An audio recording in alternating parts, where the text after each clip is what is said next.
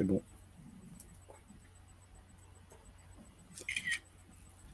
Frédéric, tu es live. Bonjour, bonjour. Bonjour à tous. Est-ce qu'on m'entend bien? Si c'est le cas, merci beaucoup. Merci beaucoup à la Paris School of Business de m'avoir sollicité pour cette conférence concernant l'Ukraine. Nous nous arrêterons à 7 heures, mais si vous avez des questions, évidemment, vous les posez et je serai totalement disposé à y répondre. Je publie aujourd'hui même, un très modeste ouvrage que je vous recommande, ce qui est le moins, puisque en général, un essayiste, il est d'accord avec ce qu'il écrit. Donc, je vous le recommande très humblement, Les Voies de la puissance, chez Odile Jacob, ça paraît aujourd'hui. C'est tout à fait pédagogique.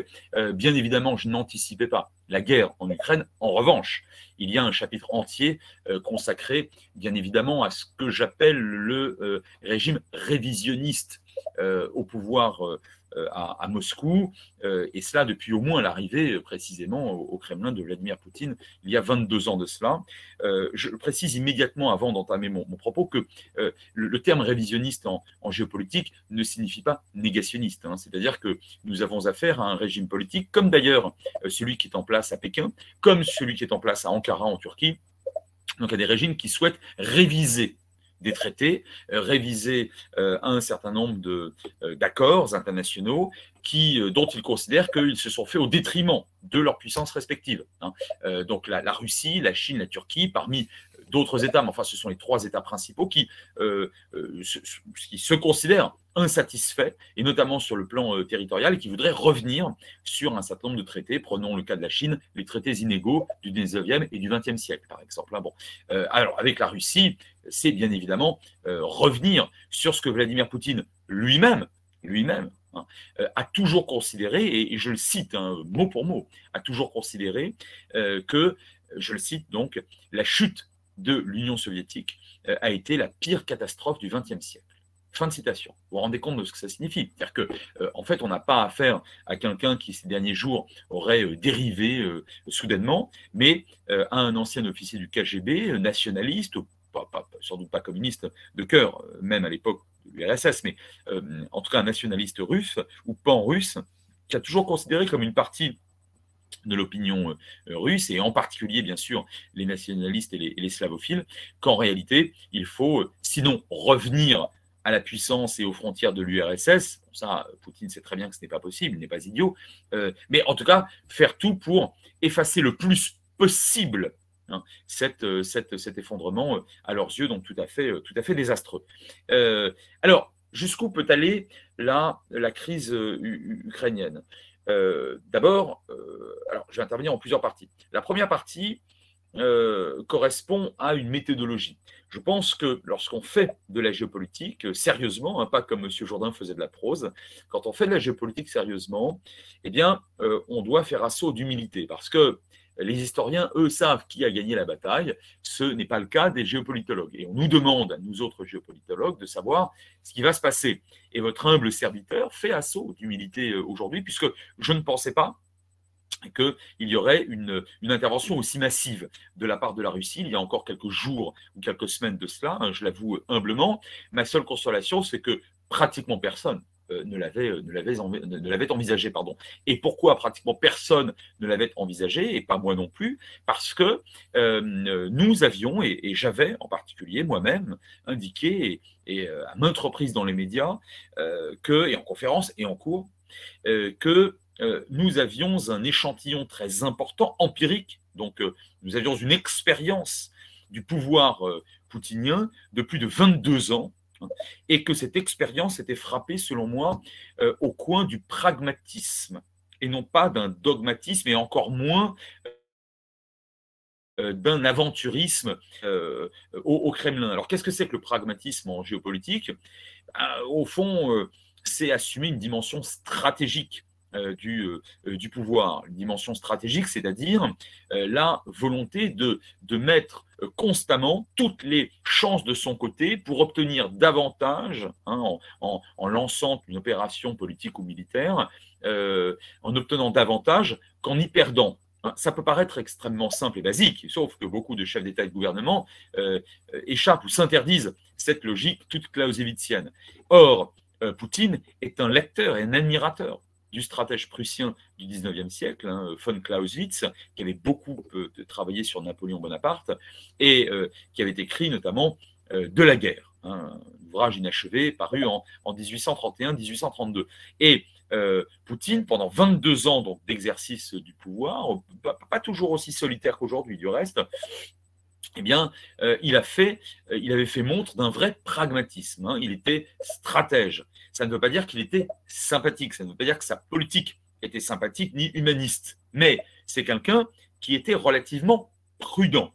C'est-à-dire que Poutine, lorsqu'il intervient en Géorgie en 2008, de manière militaire, et qu'il décide non pas de croquer, mais enfin d'encourager l'accession à l'indépendance de deux républiques qui appartenaient, de provinces qui appartenaient à la Géorgie de plein droit, l'Abkhazie et l'Ossétie du Sud. Donc il encourage ces républiques à se révolter, à proclamer leur indépendance.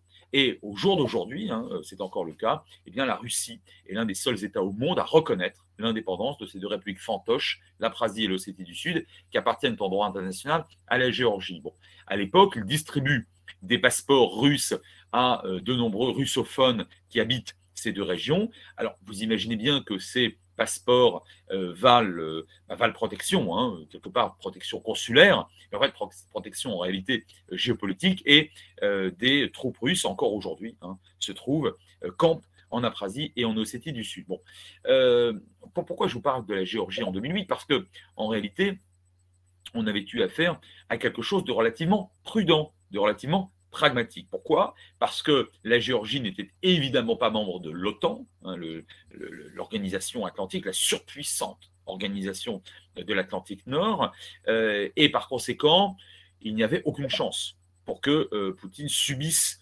une réprobation internationale telle qu'elle se muerait qu'elle se transformerait en une espèce de coalition extrêmement virulente. Bon. Et bien sûr, il ne craignait rien sur le plan militaire. Lorsqu'en 2014, en Ukraine déjà, en Crimée précisément, et dans le Donbass, le fameux Donbass, des régions majoritairement russophones et russophiles, il décide d'intervenir en annexant littéralement la Crimée. Au fond, c'est un petit peu pareil, il n'a pas grand-chose il ne risque pas grand-chose, il n'a pas grand-chose à craindre. Pourquoi ? Parce que dans le monde entier, on sait bien que ce sont des régions qui, de toute façon, sont favorables à la Russie. Alors, ça ne signifie pas qu'il avait raison de le faire, il n'avait pas le droit de le faire. L'Ukraine est un État parfaitement souverain depuis 1991. Bon. Mais l'Europe était relativement divisée, d'ailleurs jusqu'à ces dernières semaines, sur l'attitude à adopter vis-à-vis de Poutine et de la Russie de manière générale. D'ailleurs, bon. Ensuite, en 2014, on intervient après la reculade catastrophique de Barack Obama en Syrie un an plus tôt, sur un autre dossier sur lequel on pourrait revenir, mais qui a quand même marqué une baisse de crédibilité dramatique des Américains et peut-être plus généralement des Occidentaux. En tout cas, c'est comme ça que Poutine le perçoit, ça c'est sûr. Et en 2014 toujours, on a une montée en puissance absolument phénoménale déjà, bien sûr, de la Chine, et par conséquent, et une coopération plus importante avec la Chine depuis l'affaire libyenne pendant le printemps arabe de 2011. Je le dis d'une phrase, en mars 2011, Pékin et Moscou laissaient les Britanniques et les Français déposer une résolution, ne s'opposaient pas, ne mettaient pas leur veto à une résolution du Conseil de sécurité impliquant la neutralisation des forces armées de Kadhafi, donc en Libye, qui s'acheminaient vers Benghazi pour massacrer la ville. Bref, on est en plein. Or, Kadhafi en est mort et son régime est tombé, ce qui n'était pas prévu dans la résolution. Et depuis, la Chine et la Russie ne sont pas alliés, contrairement à ce que j'entends souvent. Il n'y a aucune alliance militaire entre la Russie et la Chine, aucune.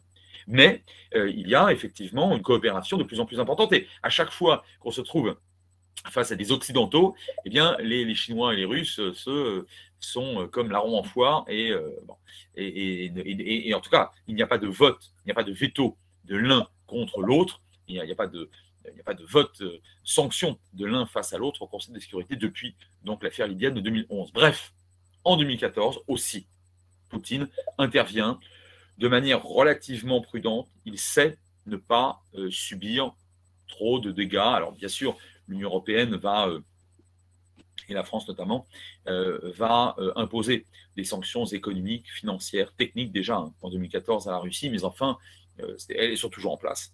Mais ce n'est pas quelque chose qui permet de gréver trop dramatiquement son économie. Depuis, Poutine est resté assez prudent, assez pragmatique. Regardez ce qu'il a fait en Biélorussie il y a 1 an et 2 ans de cela, en soutenant le dictateur local, qui lui est littéralement inféodé, et qui permet aujourd'hui aux troupes de Poutine d'envahir Kiev par le nord, donc par la frontière la plus proche de Kiev. Bon.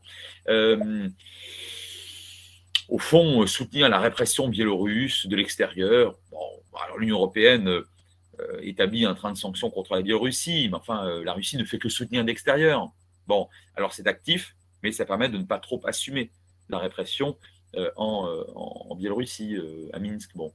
Il y a encore quelques semaines de cela seulement, 2000 hommes de troupes russes sont envoyés au Kazakhstan pour soutenir le pouvoir autoritaire du président kazakh en but à des révoltes étudiantines. Bon, écoutez, ça comme on dit, ça ne mange pas de pain. C'est-à-dire que ça permet à M. Poutine à l'époque de dire à l'Occident, mais également à la Chine, nous sommes dans notre étranger proche, c'était l'URSS naguère, le Kazakhstan est un grand pays très important du point de vue des routes de la soie, c'est même d'ailleurs un pays parfaitement incontournable sur le plan terrestre concernant les routes de la soie chinoises vers l'Occident. Ne cherchez pas, le Kazakhstan est incontournable. Et il est difficilement incontournable aussi en tant que producteur de gaz naturel notamment et d'autres types de richesses, de ressources naturelles commercialisables. Eh bien, Poutine nous dit quelque chose il y a quelques semaines de cela. Il envoie 2000 hommes de troupes pour mater une rébellion. Bon, écoutez, ça ne lui coûte rien. C'est donc la raison pour laquelle, et j'en finis avec cette première partie, j'étais de ceux, très nombreux, qui croyaient, il y a encore quelques semaines, que Poutine, alors, pouvait tout à fait, ça je n'ai jamais dit le contraire, pouvait tout à fait intervenir, perpétrer des coups de force, tenter d'atteindre le régime, voire la personne du président ukrainien Zelensky. Franchement, ce ne serait pas la première fois qu'un opposant à Poutine à l'étranger aurait subi un empoisonnement ou une autre forme de tentative de meurtre, et des incursions ponctuelles, mais pas une intervention aussi importante. Alors, elle n'est pas massive au sens où, pour l'instant, l'armée russe n'a pas investi l'intégralité du territoire ukrainien. On est entre 10 et 20% du territoire ukrainien qui, pour l'instant, est investi, mais sur des axes stratégiques très précis. Le centre et l'ouest surtout de l'Ukraine, proche et pour cause de l'OTAN, qui jouxte les frontières de l'OTAN, avec notamment la Pologne et la Roumanie, pour l'instant, ne voit pas un seul soldat russe. Bon.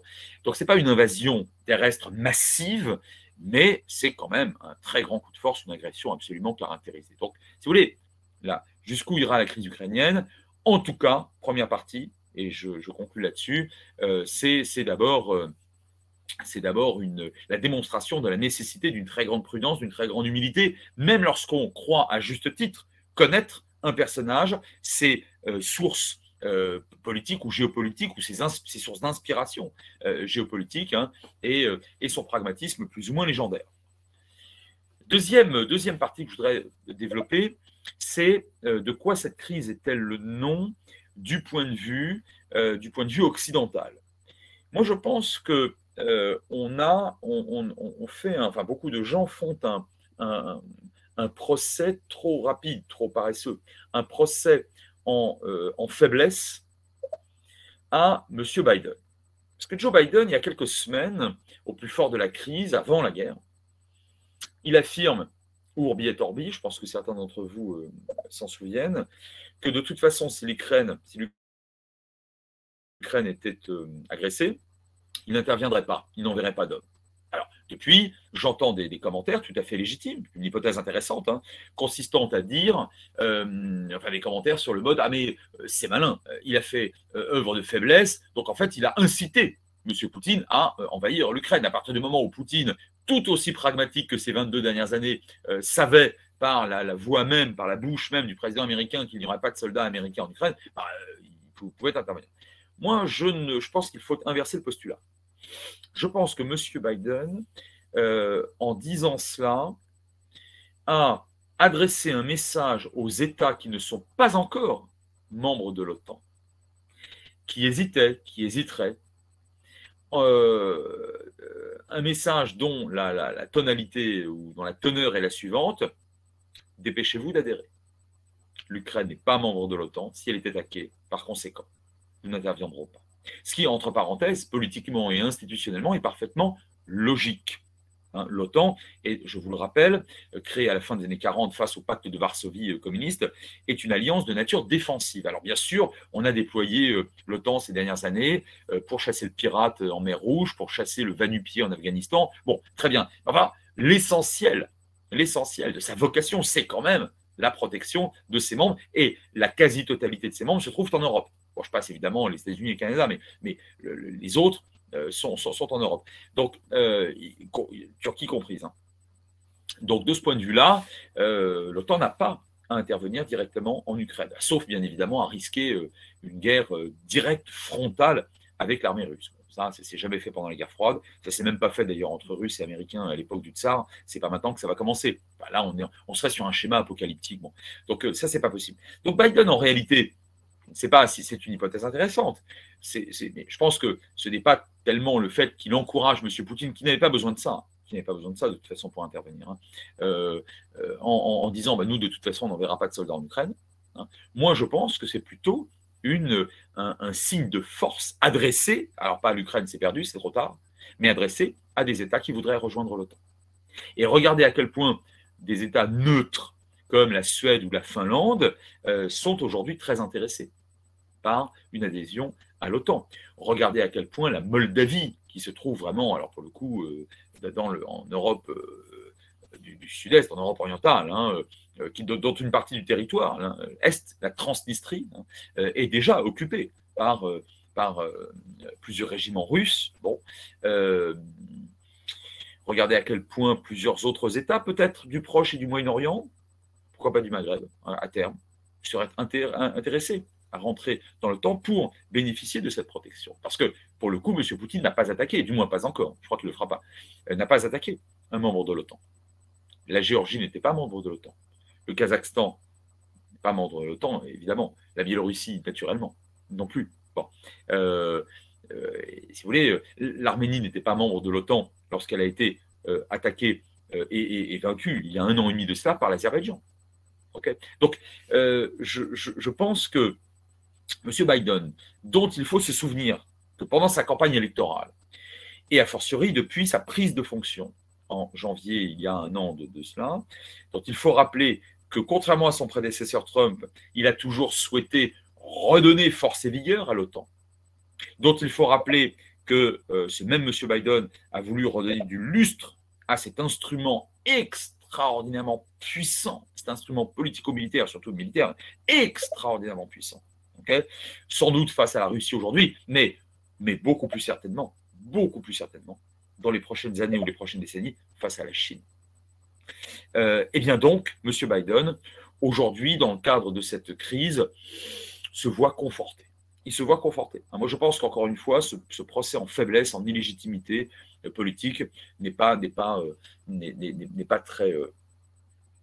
très justifié. Après qu'il ait des difficultés internes avec les Républicains et avec certains démocrates de gauche, ça, oui, bon, très bien. Puis on verra bien au midterm en novembre prochain ce qu'il en sera. Enfin, je pense que beaucoup ont été très, très trop sévères vis-à-vis de lui. Alors, toujours deuxième partie, concernant l'Occident, outre les États-Unis, qui ont été extrêmement alarmistes. Alors, on pensait que c'était la propagande, mais ils ont été très alarmistes, à juste titre, finalement. À juste titre. Juste avant l'intervention russe, parce qu'il ne voulait, et il le disait ourbi et torbi, pour ne pas être ridicule une deuxième fois en 8 mois. Parce que parmi vous, il y a, je pense, beaucoup d'observateurs et d'observatrices très, très, très pointus de la vie politique internationale. Ce qui s'est passé en Afghanistan en août dernier confine au ridicule pour les renseignements américains. Je vous rappelle d'une phrase que les services de renseignement américains avaient indiqué que l'armée afghane, après le retrait américain, pouvait tenir au moins 6 mois. Elle n'a pas tenu 6 jours. C'est ridicule pour une grande puissance de se planter à ce point-là. Alors là, j'aime mieux vous dire qu'en février 2022, Biden a exigé des services de renseignement qu'ils livrent tout ce qu'ils avaient comme information, indiquant, illustrant le fait que les Russes allaient attaquer. Et là, cette fois-ci, ils ne se sont pas trompés. Là, ils ne se sont pas trompés. Toujours en Occident, donc, l'Union européenne. Je vais vous dire, je pense que si...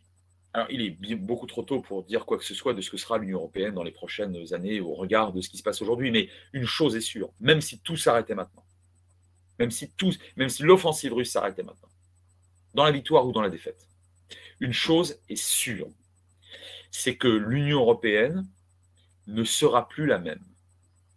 Là, on a affaire à une espèce un gap ou un cran, appelez ça, ou un palier, si vous préférez, une étape, qui ressemble à du décisif. Pourquoi? Parce que l'Europe, au sens économique du terme, a été fondée par le traité de Rome, comme vous le savez, en 1957. Et l'Europe n'avait une vocation qu'économique au départ. Bon, donc un cas politique. L'Europe a connu donc plusieurs avancées. Je vous le fais vraiment très très court, mais il y a eu l'acte unique, la validation, l'adoption par les Européens, même si les Français votaient contre d'ailleurs, dans les années 90, il y a les accords de Maastricht évidemment, en 92, et puis ensuite en 2005 le traité constitutionnel qui avait été rejeté par les Français, mais qui finalement a été adopté, avec quelques aménagements.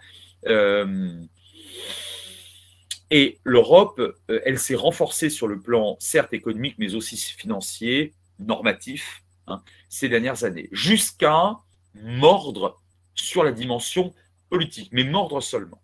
Et ces dernières années, je vais y revenir dans ma troisième partie, mais la diplomatie française s'est échinée à intervenir auprès des autres membres de l'Union européenne pour tenter d'encourager ou d'impulser l'Europe, un mouvement plus politique, plus seulement économique, mais politique. Qui dit politique dit stratégique et par conséquent militaire, pour l'Union européenne. Bon.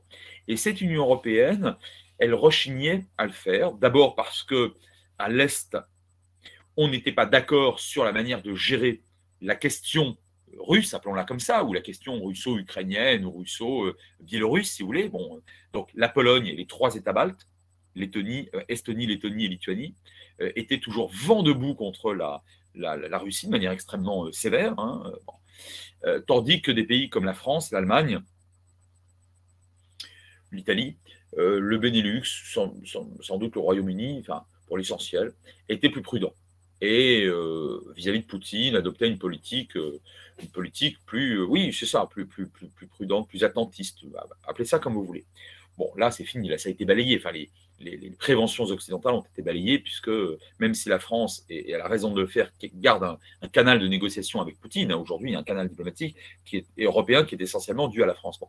En dépit de ça, si vous voulez, aujourd'hui, bien sûr, les États ouest européens, et je vais en dire un mot sur l'Allemagne, la France, bien sûr aussi, le Royaume-Uni, sont implacablement décidés à faire reculer M. Poutine. Donc ça, là-dessus, il n'y a pas de problème. Mais il y avait jusqu'à présent un clivage, pour faire très court, très schématique, Est-Ouest. Et puis, il y avait aussi un clivage beaucoup plus redoutable, un clivage de nature, entre un pays comme l'Allemagne, qui refusait catégoriquement, jusqu'à présent, jusqu'à ces derniers jours, d'apparaître comme une puissance globale, autrement dit, une puissance pas seulement économique, mais stratégique et donc militaire. Okay, et de l'autre côté, la France, qui, elle, l'assumait parfaitement et souhaitait encore une fois, que l'Europe soit davantage politique. C'était d'ailleurs aussi le cas du Royaume-Uni. Le Royaume-Uni est sorti, bien sûr, avec le Brexit de l'Union européenne, mais en tout cas, le Royaume-Uni se représente toujours comme une puissance globale, comme la France. Mais c'est les 2 seules puissances sur les 27 membres de l'Union, 28 membres à l'époque de l'Union européenne, à se voir comme ça. Bref, l'Union européenne sur le plan politique, était très faible. Et là, ces derniers jours, ces préventions ont été balayées. Il faut bien que vous compreniez que ce qui se passe en Allemagne est révolutionnaire depuis la création de la République fédérale d'Allemagne ou l'Allemagne de l'Ouest en 1949, 4 ans après la chute du Troisième Reich. 100 milliards de dollars sur la table, c'est-à-dire une augmentation de plusieurs dixièmes de points du PIB allemand. Et cela à court terme. À court terme.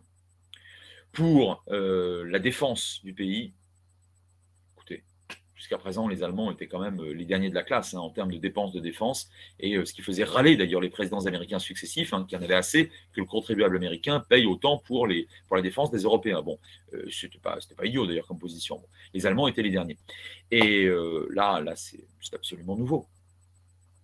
Qu'un État neutre, mais attendez, neutre depuis plus de 200 ans, comme la Confédération helvétique, qui décide d'adopter des sanctions très très dures, très lourdes, alors évidemment financières pour la Suisse, bon, vis-à-vis de la Russie, c'est sans précédent. Qu'un ministre régalien, en l'occurrence M. Le Maire, parle d'une guerre totale, d'une guerre économique totale faite à la Russie, donc à un autre pays, ce sont des mots qui n'ont jamais été prononcés sous la Ve République.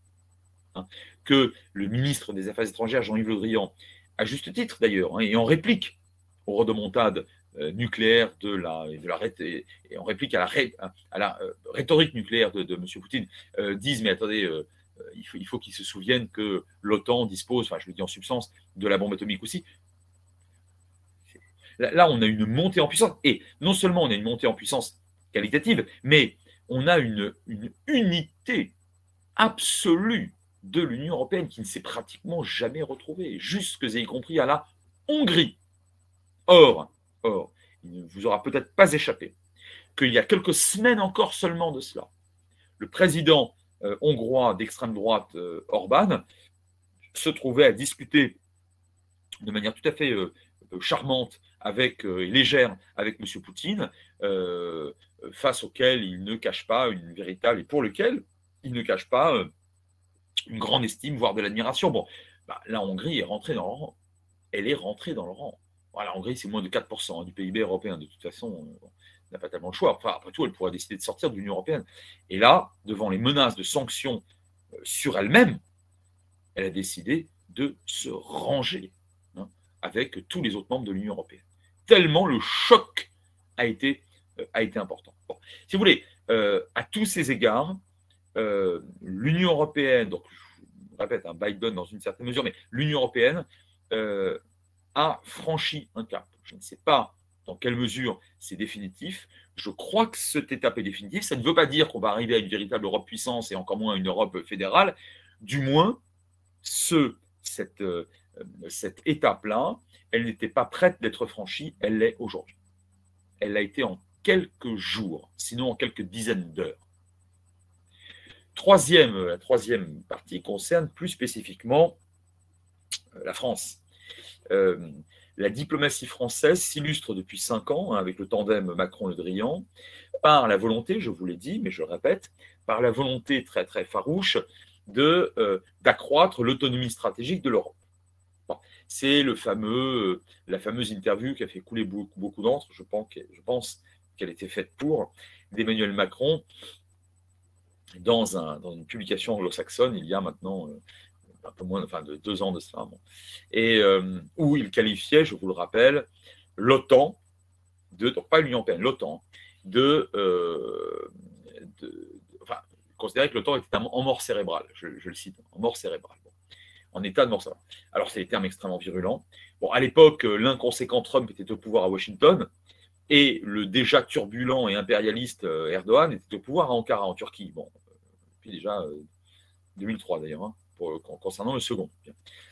Et là, on avait affaire à 2 membres extraordinairement fantasques, très problématiques pour le maintien de la cohésion de l'OTAN. Et face à cela, Emmanuel Macron avait décidé de discuter avec M. Poutine. Et à 2 reprises, il l'a invité, une fois à Versailles, si ma mémoire est bonne, une fois à Brégançon, dans le fort de Brégançon, qui qui appartient au président de la République, enfin à la présidence de la République, à l'Élysée, et de manière assez fastueuse. Le même Emmanuel Macron qui a décidé de tenter de résoudre la crise ukrainienne avant que la guerre n'éclate il y a quelques semaines de cela, prenant acte de la désunion et de la faiblesse des Occidentaux face à la Russie. Et prenant acte très justement que la géographie est ce qu'elle est et que la Russie sera toujours le voisin, la voisine de l'Europe, la voisine orientale de l'Europe. Bien. Emmanuel Macron, face à Poutine, il a échoué. Première question. Qui a réussi face à Vladimir Poutine ces dernières années? Personne. Voilà. Deuxième point. Qu'aurait-on dit si le président de la République française, c'est-à-dire le chef de l'État européen le plus puissant sur le plan militaire, surtout depuis le départ des Anglais avec le Brexit, le chef de l'État le plus puissant militairement de l'OTAN sur le continent européen, donc sans compter les États-Unis. Et, cerise sur le gâteau en ce moment, le chef de l'État européen, donc de l'Union européenne, assurant la présidence tournante de l'Union européenne. Qu'aurait-on dit donc si Emmanuel Macron n'avait pas, ces dernières semaines, et peut-être ces dernières années aussi, au moins tenté d'infléchir la politique extrêmement dure, de plus en plus dure, et la dérive aujourd'hui de Vladimir Poutine? Qu'aurait-on dit à juste titre du président français? Bien. Donc, vous voyez, je pense qu'il faut inverser le postulat. De ce point de vue-là, il y a eu une vraie tentative. Elle a connu le succès qu'on sait, et en même temps, en face, c'est quand même Poutine. Sur le tandem, Macron-Le Drian, qui souhaite depuis plusieurs années, et qui le répète et qui le rappelle, une Europe plus géopolitique, je le cite, une Europe plus géopolitique. Et d'ailleurs, Emmanuel Macron a fait un discours là, très récemment, il y a quelques jours de cela, où il parlait du tragique, du retour de l'histoire, d'une guerre qui allait durer, et qui parlait, mais avec raison, hein, de cette géopolitique très nécessaire pour l'Europe et de l'Europe puissance. Et de l'Europe puissance, un terme très important, l'Europe puissance. Ce qu'elle n'a pas vocation à être depuis le traité de Rome de 57, je vous rappelle. Bon, en tout cas, puissance économique seulement. Mais là, l'Élysée, on appelle une Europe puissance globale. Bon, écoutez, je ne sais pas ce qui se passera dans les prochaines années, mais c'est extrêmement justifié. Et on a, avec la France aujourd'hui, un État qui assume sa puissance stratégique, militaire, diplomatique, en envoyant d'ores et déjà des hommes en Roumanie. Donc la Roumanie est évidemment un État de l'OTAN qui se trouve face à l'Ukraine, et entre autres, et donc un État aujourd'hui du front, on va l'appeler comme ça. Et en même temps, on a envoyé beaucoup de matériel aussi là-bas, et y compris des matériels stratégiques. Et en même temps, continuer à conserver un canal diplomatique, comme je vous le disais il y a un instant, parce que, et ce sera ma quatrième et dernière partie, parce que on ne peut pas imaginer un Poutine arrêtant tout ou se repliant tête basse, la corde au cou, les cendres sur la tête et en robe de bure, en s'excusant du mal qu'il vient de faire. Ça, c'est pas possible. Donc, on aura de toute façon on sera devant la nécessité absolue que M. Poutine s'en sorte avec quelque chose. Je ne sais pas avec quoi. Et de toute façon, il ne peut pas perdre totalement. Ce n'est pas possible. Et ça, c'est très bien compris par nos dirigeants et par aujourd'hui le Quai d'Orsay. Enfin, donc, finalement, la Russie. Pas encore véritablement parlé, ou plus exactement, la boucle sera bouclée. Je vous ai parlé de Poutine et de la représentation identitaire russe ou pan-russe ou grand russe poutinienne de l'Ukraine. Bon, mais la Russie, la contemporaine aujourd'hui, il faut en dire un mot. Quoi qu'il arrive à présent, même si soudainement toutes les défenses ukrainiennes s'effondraient et que Poutine parvenait à tous ses objectifs, qu'on ne connaît pas bien d'ailleurs encore à ce jour, hein. Enfin, au moment où je vous parle, on en connaît certains, on en devine maintenant certains. Enfin, on ne les connaît pas, même pas certains, que dans son entourage proche, on sache exactement où il veut aller, si tant est que lui sache exactement l'intégralité des objectifs qu'il s'est assigné, enfin qu'il va s'assigner. Je ne sais pas. Ce qui est sûr, c'est que Quoi qu'il arrive donc, dorénavant, il a échoué sur plusieurs plans. Ça, c'est une certitude. Premier échec, le plan militaire. L'armée russe est en principe incomparablement plus puissante que l'armée ukrainienne, en principe. Sauf que là, on a manifestement affaire, sans développer une dimension militaire à mon propos, hein, ce n'est pas l'intérêt, mais on a affaire à de très grandes difficultés liées à une très faible motivation de beaucoup de régiments russes, notamment d'appelés, jeunes appelés, hein, des conscrits, quoi. On ne voit pas pourquoi ils iraient tuer les Ukrainiens. Eux-mêmes ont peut-être de la famille ukrainienne.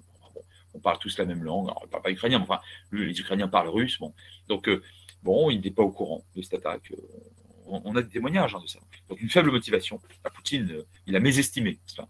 Il a mésestimé, à l'inverse, la résilience et la résistance assez stupéfiante, en fait, des Ukrainiens, autrement dit de la conscience nationale et de la solidité de la conscience nationale ukrainienne, qu'il a toujours méprisé. Il a toujours considéré que l'Ukraine, au fond, c'était la Russie, enfin une province de Russie, bon, peut-être un petit peu folklorique, un peu plus occidentale que les autres, bon, mais enfin, c'était la Russie. Bah non, non, c'est pas ce que disent les Ukrainiens sur un peu moins d'une semaine. C'est pas ce qu'ils disent. En tout cas, une partie importante d'entre eux. Je ne vous parle pas des russophiles du Donbass et de la Crimée, encore une fois, qui ont été investis et annexés successivement et respectivement en 2014. Bon, ça, c'est fait. Mais là, le reste, l'essentiel, un peu plus de 90% de l'Ukraine, manifestement, est tout à fait hostile au retour de la Russie, un giron russe. Hein.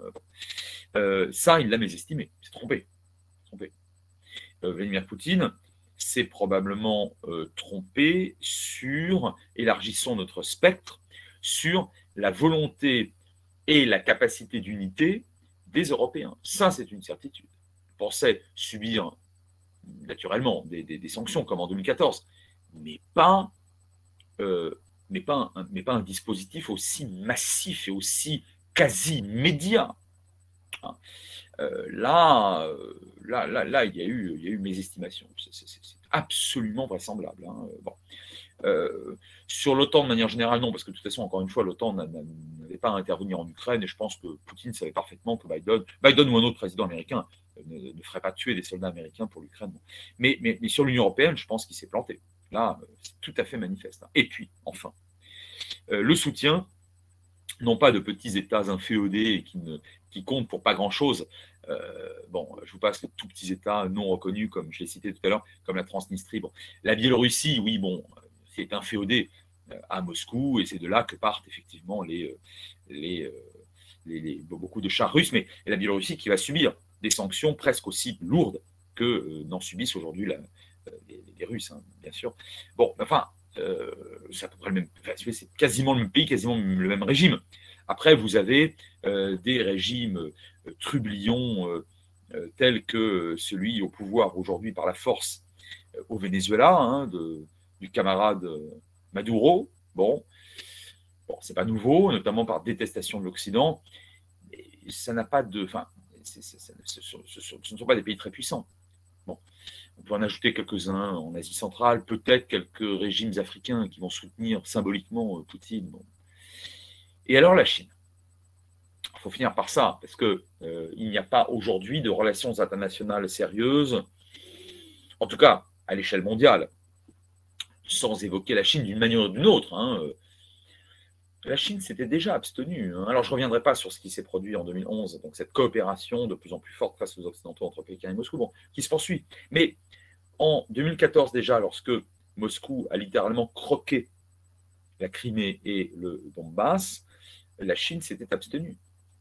Intéressant. Je vous rappelle que l'axiome diplomatique fondamental de la Chine, c'est le respect de la sacro-sainte souveraineté des États. Souveraineté prévue par la Charte des Nations Unies. Chapitre 1, article 1, alinéa 2. Bon. L'Ukraine est un État souverain. C'est officiellement un État souverain.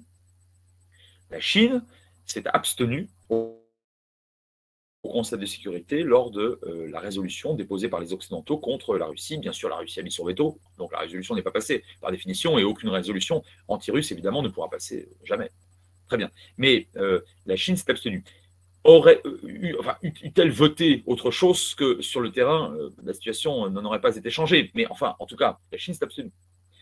Xi Jinping s'est entretenu au téléphone avec le président ukrainien Zelensky, lui-même considéré comme l'ennemi public numéro un par Poutine et comme un nazi, enfin à la tête d'un régime nazi. Enfin bon, selon la vulgate et la propagande russe complètement outrancière de ces derniers mois, de ces dernières années. Bon, c'est pas rien quand même.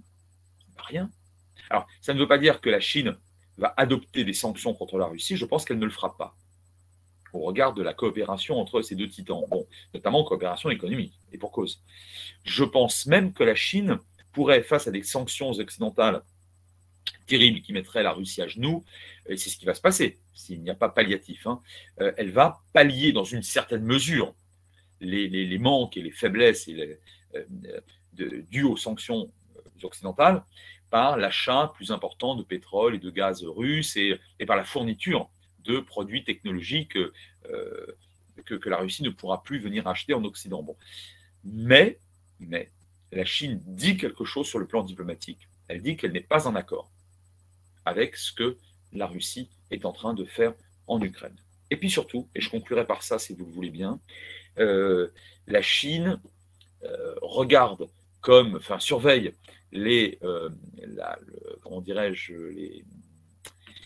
l'attitude des Occidentaux vis-à-vis de l'Ukraine.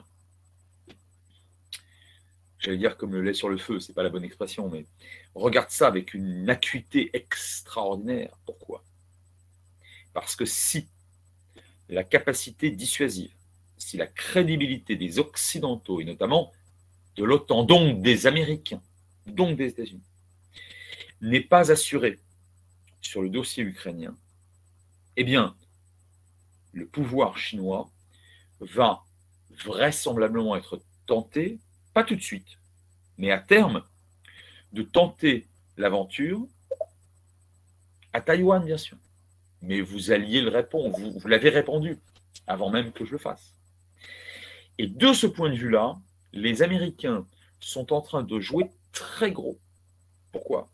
Parce que si demain, forte de l'expérience d'une Russie qui aura pu croquer tout ou partie de l'Ukraine, sans finalement subir autre chose que des sanctions économiques et technologiques, alors certes assez lourdes, bon, mais enfin qui auront surtout grévé le pouvoir d'achat des Russes, mais ça, à peu près tout le monde s'en fout, bon, au Kremlin et à Pékin. Au fond, si ça ne va pas plus loin que cela, pourquoi la Chine ne tenterait pas l'aventure à Taïwan, puisqu'elle considère que Taïwan, comme vous le savez, c'est une partie de la Chine, indûment détachée de la Chine populaire en 1949-1950, au moment où le nationaliste Chiang Kai-shek réussit à se dissimuler, enfin à faire retraite à Taïwan, ex-Formose. Bon. Pourquoi je vous dis que les Américains jouent très gros sur ce dossier-là? C'est parce que les alliés asiatiques et indo-pacifiques des États-Unis regardent ce qui est en train de se passer, regardent la détermination, jaugent la détermination américaine sur Taïwan, j'allais presque dire au quotidien avec angoisse. Le Japon, la Corée du Sud, les Philippines, mais également Singapour, l'Australie, je vous passe un certain nombre d'îles et d'archipels souverains de l'Indo-Pacifique qui ont déjà contracté des alliances avec les États-Unis ou qui se mettent sous la protection américaine, mais également d'autres États qui pourraient rejoindre d'une manière ou d'une autre une forme de protection américaine. Ça va peut-être vous étonner. Le Vietnam, pourquoi pas? Le Vietnam communiste, pourquoi pas? Par peur de la Chine. Bien. Tous ces pays-là ont un besoin cruel, j'allais dire vital, de la protection américaine. Or, si les Américains ne parviennent pas à démontrer, en cas d'intervention militaire chinoise, qu'ils sont capables d'abord de les en dissuader en amont et en aval de les en faire partir, alors ces États quitteront le giron américain et s'en sera terminé du poste de première puissance mondiale pour les États-Unis d'Amérique. Vous voyez où j'ai voulu en venir. On est parti de l'Ukraine, on est parti même de l'Est et du Nord de l'Ukraine.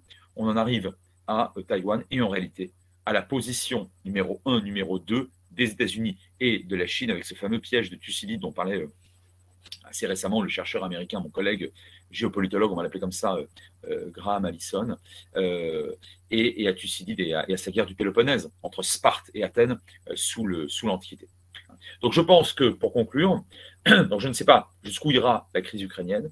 Je suis très optimiste sur le fait qu'il n'y aura pas d'escalade ni qualitative, en quelque sorte, il n'y a pas d'escalade nucléaire et pas d'escalade entre guillemets quantitative ou géographique, je veux dire d'une extension des combats sur le sol européen stricto sensu. Je suis très confiant là-dessus. Je devrais être très prudent, comme toujours d'ailleurs, enfin peut-être plus depuis 5 ou 6 jours encore, mais je reste extrêmement confiant parce que malgré tout, en dépit de sa dérive actuelle, Poutine reste quelqu'un d'extrêmement pragmatique, malgré tout. Malgré tout. On n'a pas à faire un fou, comme le disent un certain nombre de gens, ce n'est pas vrai.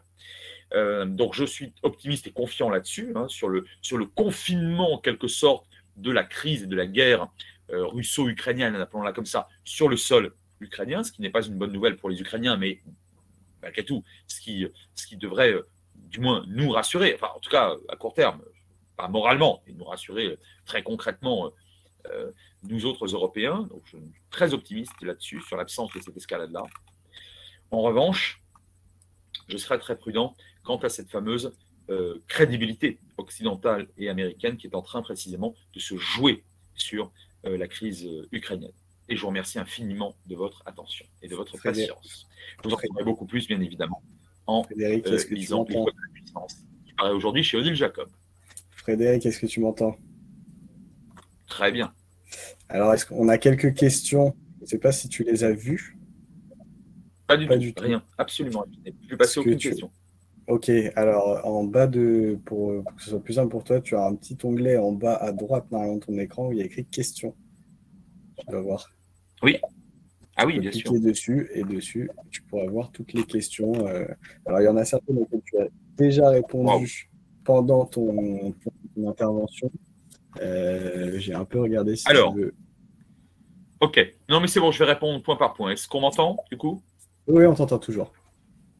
Alors, très bien. Je vais tenter de répondre à un certain nombre de questions que nos amis m'ont fait l'amitié de me poser. Steven, quelles mesures peuvent être efficaces sur le dossier ukrainien pour que ça soit suffisant pas dissuader la Chine d'envahir Taïwan? C'est une très bonne question. Je pense qu'en amont, on en revient toujours au hard power. Le soft power, c'est sympa.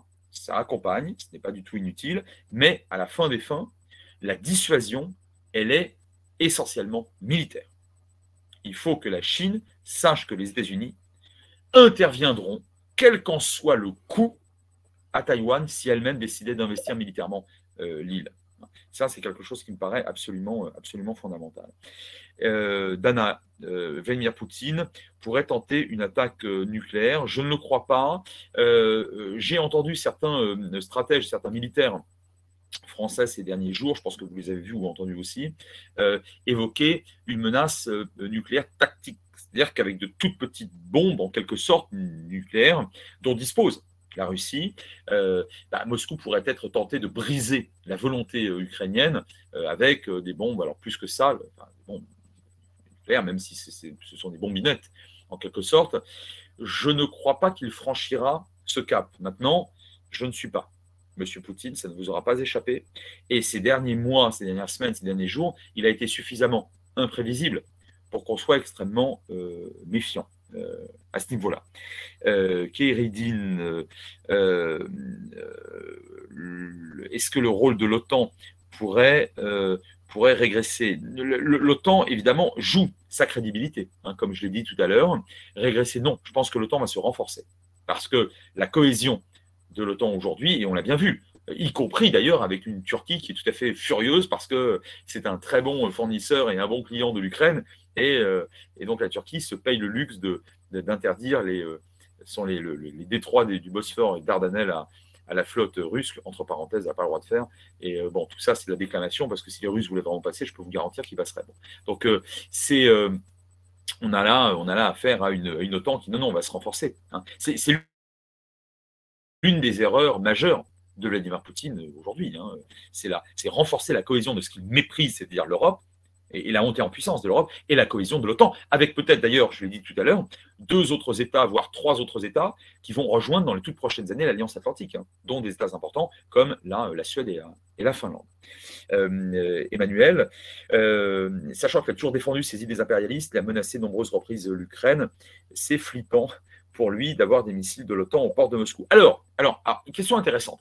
Je suis de ceux qui, alors il peut y avoir débat, j'assume tout ce que je dis bien sûr et ce que j'écris, qui considèrent que une adhésion de l'Ukraine à l'OTAN est impossible. C'est impossible parce que c'est une ligne rouge absolue pour la Russie. Attention, je ne suis pas en train de légitimer l'attaque russe sur l'Ukraine. Je pense que cette crainte-là a été aujourd'hui instrumentalisée et qu'en réalité, M. Poutine fait ce qu'il a toujours voulu faire, c'est-à-dire en finir avec une expérience malheureuse à ses yeux, hein, l'indépendance de l'Ukraine. Et je pense qu'il agit aussi, peut-être surtout, par peur de la contagion démocratique. Bon. Néanmoins, je maintiens que de toute façon, ce serait une ligne rouge absolue pour la Russie et sans doute pour n'importe quel président russe. Hein, parce qu'une Ukraine au sein de l'OTAN, ça signifierait potentiellement une base militaire à 800 ou 900 km de Moscou. Bon, mais ça, c'est juste impossible, hein, pour la Russie. Encore une fois, ça ne veut absolument pas dire que je soutiens, bien au contraire, l'intervention militaire, l'agression russe en Ukraine aujourd'hui. J'ai une autre question. Est-ce que je trouve une autre question? Oui. Léna, quelles seraient les implications d'une entrée de l'Ukraine au sein de l'Union européenne? Alors, bonne question. Le président Zelensky, très intelligemment, n'a pas brandi la hache de guerre en appelant à l'apocalypse et au martyr. Il appelle à la résistance et au soutien, bien sûr, à son régime et à son peuple. Mais il a très intelligemment, publiquement, officiellement, sur des écrans, donc en live, en direct, demandé au Parlement européen l'adhésion de son pays donc à l'Union européenne. Alors, évidemment, ça ne se fait pas comme ça, ce n'est pas aussi rapide. Bon. Et de toute façon, je pense que ça ne se fera pas pour plein de raisons, d'ailleurs pour des raisons davantage économiques que stratégiques. Mais donc à court terme, il n'y a strictement rien à en attendre, sauf une adhésion populaire et politique sans doute plus importante encore de l'Union européenne en faveur de l'Ukraine, et contre la Russie.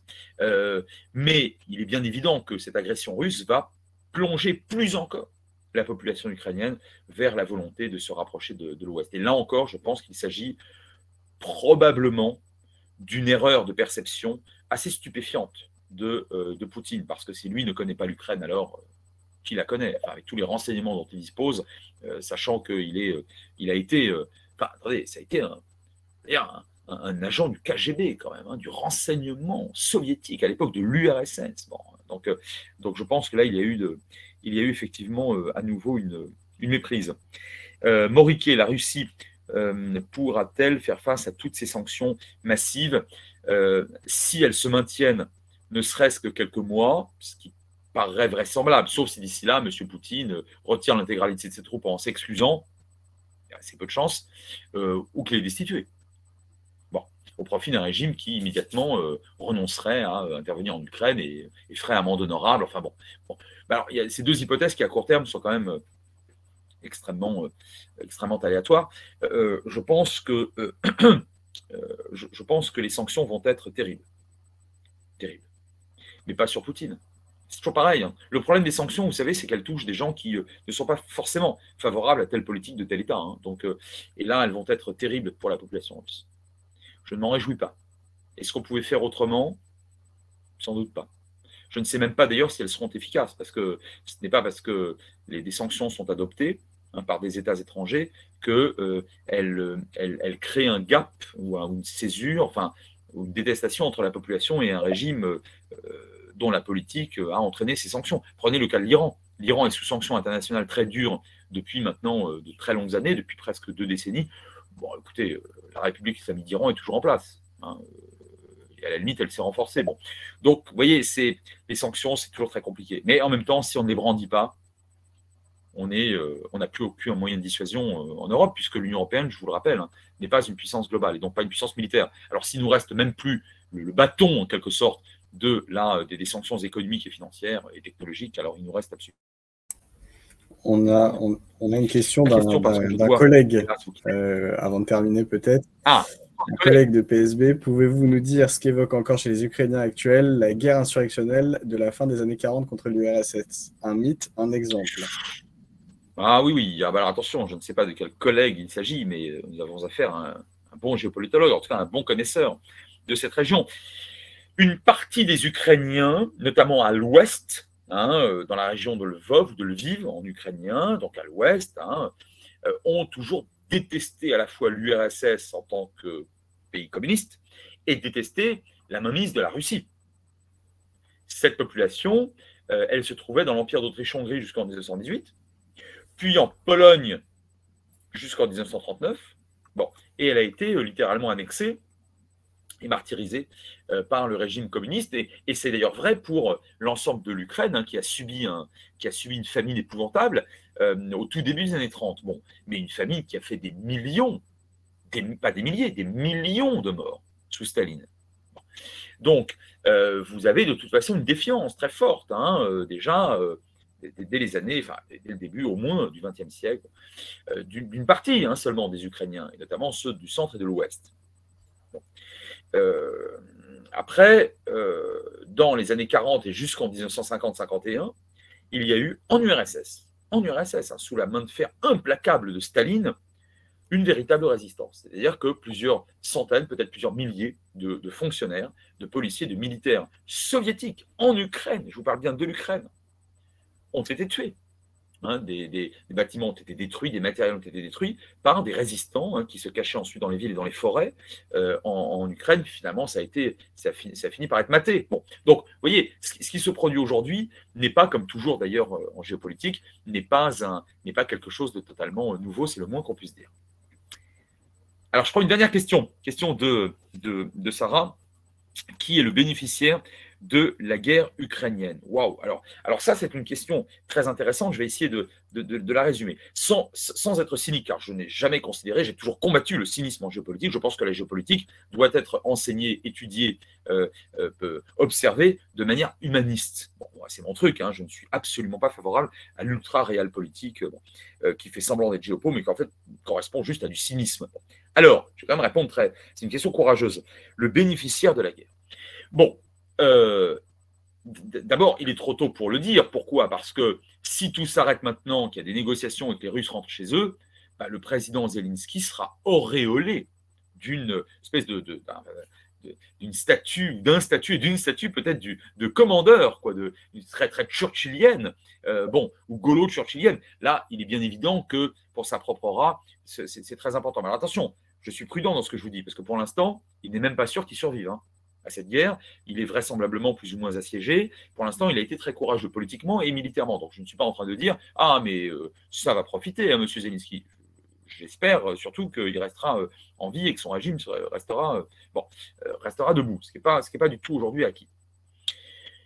Alors, la bénéficiaire, c'est l'Union européenne, mais en creux. Jamais les Européens n'ont souhaité la guerre en Ukraine pour pouvoir se réunir. Personne n'est assez cruel ou cynique pour imaginer ça. Mais si tout s'arrête maintenant, froidement, il faut, et je vous l'ai dit, je le répète, il faut considérer que l'Union européenne, en tant qu'union, y a gagné. De la même manière que la diplomatie française y a gagné. Parce qu'enfin, on l'entend, parce qu'elle avait raison ces dernières années. Mais encore une fois, je ne suis pas en train de vous dire que la diplomatie française se frotte les mains parce qu'elle aurait eu raison. Ce n'est pas le problème. Okay, et enfin, sans doute, la Chine. Parce qu'aujourd'hui, finalement, la Chine se retrouve dans le rôle extrêmement confortable de potentiel arbitre. Et oui. Pourquoi la Chine ne verrait-elle pas d'un bon œil, par exemple, et je conclurai avec ça, pourquoi ne verrait-elle pas d'un bon œil une intervention, enfin, une demande diplomatique de la part des Occidentaux pour exercer des pressions sur Moscou? Et au fond, pourquoi pas? Si Poutine continue d'aller trop loin, trop longtemps, la Chine peut réellement se fâcher sur le plan politique, voire sur le plan énergétique. Je crois qu'on n'y arrivera pas, mais après tout, c'est une hypothèse. Mais attention, si la Chine consent à ce que les Occidentaux, pour l'instant, ce n'est pas encore fait, mais si la Chine consent, hypothèse, à ce que les Occidentaux lui demanderaient en termes de pression sur Poutine liée à l'Ukraine, croyez-vous sincèrement que ce sera gratuit? Croyez que M. Xi Jinping accepterait cela pour rien? Non, soyons sérieux. À ce moment-là, dans cette hypothèse qui est peu probable, mais après tout, elle est crédible quand même, sur la base de cette hypothèse-là, et si les Chinois considèrent décidément quand même que les Russes vont trop loin, bon, ils pourraient acquiescer à certaines pressions occidentales en échange, en contrepartie, d'un positionnement occidental moins hostile. Mais alors attendez les amis, moins hostile sur quoi? Allez, au hasard par exemple, sur le sort des Tibétains et sur le sort des musulmans ouïghours du Xinjiang. Peut-être pire, peut-être mieux, peut-être pire, sur le sort de Taïwan. Vous savez, rien n'est gratuit ici-bas. Et les relations internationales sont pleines de noirceur. Elles ne sont pas que cela, mais elles sont cela aussi. Je vous rappelle ce que disait Hegel, les États n'ont que des intérêts. Tout cela est peut-être un théâtre d'acteurs parfois très cruels, mais il ne faut pas l'abandonner. Ce théâtre sous prétexte qu'on n'aime pas ce qui est joué, il faut en tant que citoyen participer. Et en l'occurrence, et je vous le dis très sincèrement, très honnêtement et très objectivement, je le fais en cours, il n'y a pas de raison que je ne dise pas à mes étudiants ou à leurs parents ou à tous ceux et celles qui m'ont fait l'honneur et l'amitié de m'écouter ce soir. Je pense que nous autres, citoyens français, je m'adresse plus particulièrement aux citoyens français, nous devons poursuivre, me semble-t-il, ce qui, en matière d'affaires étrangères et de défense, correspond à un État et à une diplomatie et à une défense et à un pouvoir rationnel, crédible et pragmatique. Je parle de l'actuel pouvoir établi en France. Merci beaucoup. Merci à tous. Merci à beaucoup, Frédéric. On aurait bien aimé t'entendre encore plus longtemps. Peut-être un petit mot sur tes bouquins. Où est-ce qu'on peut te retrouver? Je serai dans différents médias ces prochains jours, ces prochaines semaines, vous l'imaginez bien. Je serai ce soir sur Twitch pour les Jones, comme on les appelle, en compagnie d'ailleurs d'un autre invité qui s'appelle François Hollande. Et je serai demain matin sur CNews à 8h15 face à Laurence Ferrari. Il y aura beaucoup d'autres rendez-vous médiatiques. Mais les médias sont un support tout à fait intéressant et important. Mais j'encourage, comme je le fais en cours, mes étudiants, et j'encourage tout le monde à lire. Il faut lire. Il faut lire. Lisez, lisez, lisez. Bien évidemment, je vais vous prôner de la géopolitique. Lisez de la géopolitique et je me permets, et je conclurai avec cela de manière non outrecuidante et humble, de vous rappeler que je publie aujourd'hui un livre qui m'a demandé beaucoup de temps, beaucoup d'énergie et qui s'intitule Les voies de la puissance et dont le sous-titre est le suivant: Penser la géopolitique au XXIe siècle, et c'est donc publié chez Odile Jacob. Merci. Merci. Et juste avant de nous laisser, on nous demande où on peut te retrouver ce soir sur Twitch. Est-ce qu'il y a un nom de quelque chose de chaîne? Oui, c'est Hugo Décrypte. Ah, super. Bon, je pense qu'il pourra retrouver ça facilement. Merci beaucoup, Frédéric. Très nombreux je te souhaite une bonne soirée et bonne soirée à tous. Merci à tous venus. Le replay sera disponible immédiatement après l'événement. Merci à tous. Bonne soirée.